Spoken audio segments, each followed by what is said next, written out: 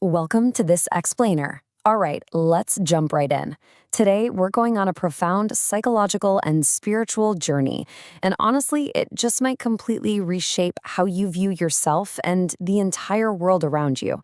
We're exploring a seriously mind-bending concept today that challenges the very foundation of our daily lives. So clear your mind, get ready, because we're about to explore the fascinating intersection of ancient mysticism and modern neuroscience. I want you to seriously consider something for a second. What if the absolute biggest illusion in your life is the idea that you are separate?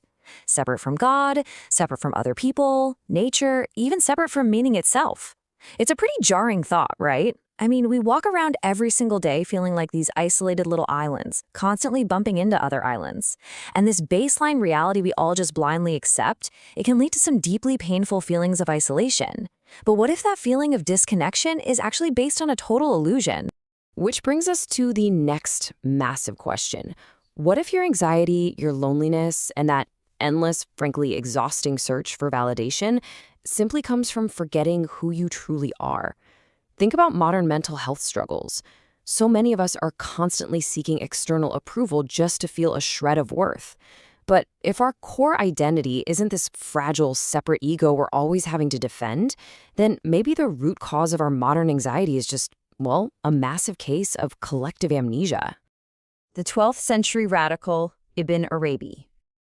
To cure this collective amnesia, we're turning to one of the most brilliant minds in history, a man engaged in a deeply controversial, mind-bending philosophical pursuit, what I actually like to call spiritual neuroscience.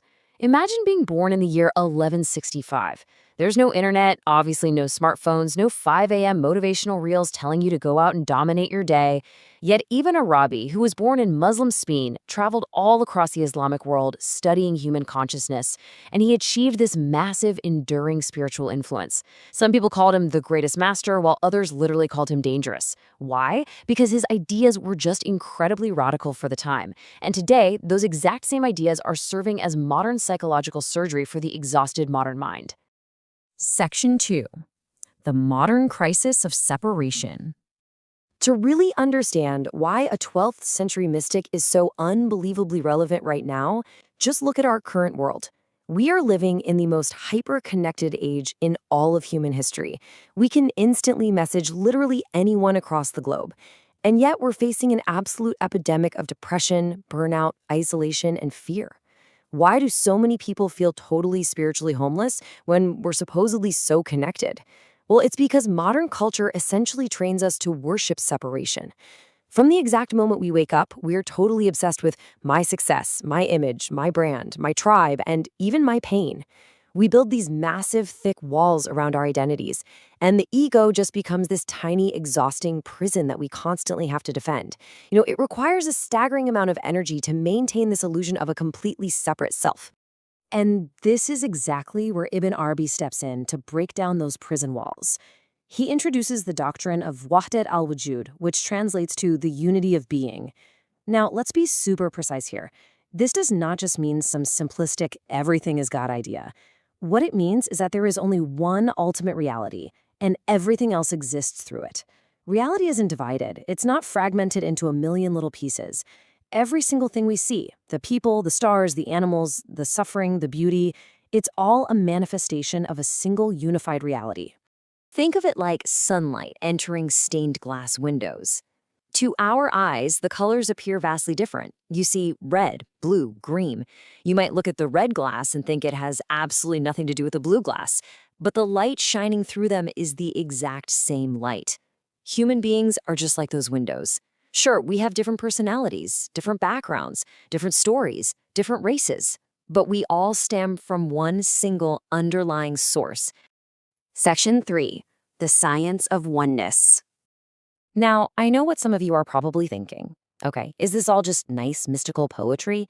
But when ancient wisdom steps into the modern laboratory, the results are actually staggering. You start to realize that a 12th century mystic and modern neuroscientists accidentally discovered the exact same source code for human happiness. On one side, you have the ego's view. It's isolated, constantly defending its status, identifying completely with thoughts like, I am my failure, or I am my trauma. It is totally exhausting. On the other side, we have the mystic's view.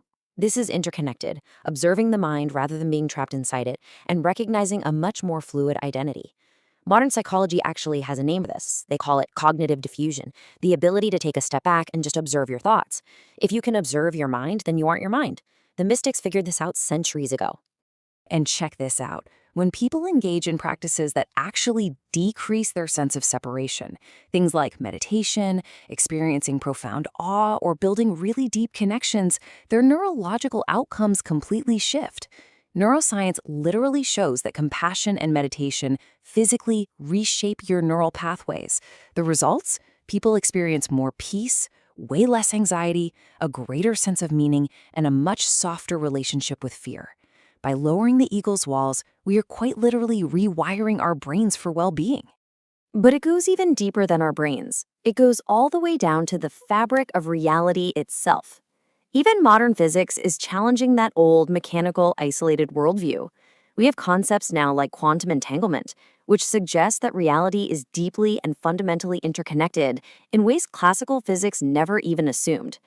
Now, obviously, we shouldn't misuse physics to fake spirituality, but it's incredibly fascinating how modern science consistently aligns with what mystics like Ibn Arabi have been saying for over 800 years. Separation is the illusion. Section 4. 5 Steps to Unity. Because let's face it, philosophy without practice is really just intellectual decoration. So how do we actually dismantle the ego in our everyday lives? Let's dive into an actionable, practical framework. Step 1. Observe the ego. Just start noticing when your mind creates division, that me versus them mentality. Simply bringing awareness to it weakens those unconscious patterns. Step 2. Practice presence. The ego lives in constant mental narration. Presence, like silent breathing or just taking a walk in nature, interrupts all that noise. Step 3. See the divine in people. Try to look beyond the labels, yes, even with difficult people.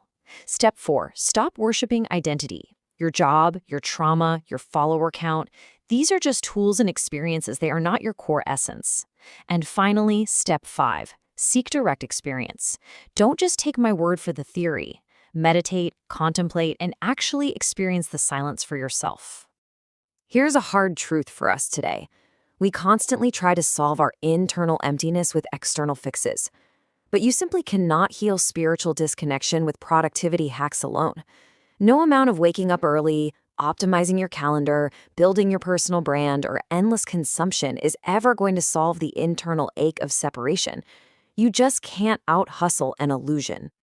Section 5. Becoming the ocean. Which brings us to a really powerful paradox about surrender, freedom, and what true human connection actually means. You see, the more you chase your isolated self, the more lost you become. There's this famous, incredibly moving Sufi metaphor that just perfectly captures this. A drop of water, terrified of losing its identity, cried out, "If I enter the ocean, I will lose myself." But the ocean gently replied, "No, you will become vast." And that right there is the core teaching of Ibn Arabi. The ego is absolutely terrified of unity because it thinks surrender means total annihilation. But surrendering the illusion of the isolated self doesn't destroy you. It actually reveals your true, vast, interconnected nature. If humanity miraculously woke up tomorrow and remembered this underlying connection, that we are all literally the exact same light shining through different glass, half the arguments on the internet would just disappear overnight. Though, to be fair, the other half would definitely still argue about whether pineapple belongs on pizza. Some divisions are clearly eternal, right? But jokes aside, think about this for a second. If the ego is an illusion, and you are not this isolated drop you've been fiercely defending your entire life, then who exactly are you?